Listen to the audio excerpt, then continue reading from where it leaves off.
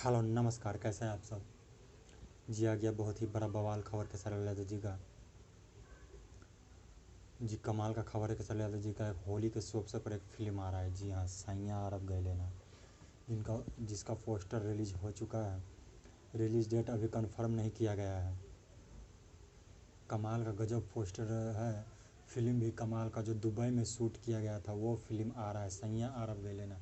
बहुत ही जल्द आप लोगों के नज़दीकी सिनेमाघरों में होली के शुभ अवसर पर रिलीज होगा। ये कमाल का सॉन्ग फिल्म है ये, तो आप लोग देखना मत भूलिएगा सिनेमा हॉल में होली के शुभ अवसर पर।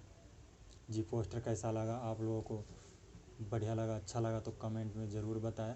वीडियो अच्छा लगे तो लाइक कमेंट सब्सक्राइब भी ज़रूर कर देना। और एक और खबर के साथ ललित जी का कल एक गाना आ रहा है स्पीड रिकॉर्ड भोजपुरी पे।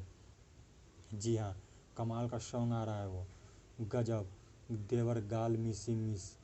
जी कमाल का सॉन्ग है ये। इस गाने को खेसारी लाल जी ने गाया है, संगीत आर्य शर्मा जी का है, गीत सागर जी का।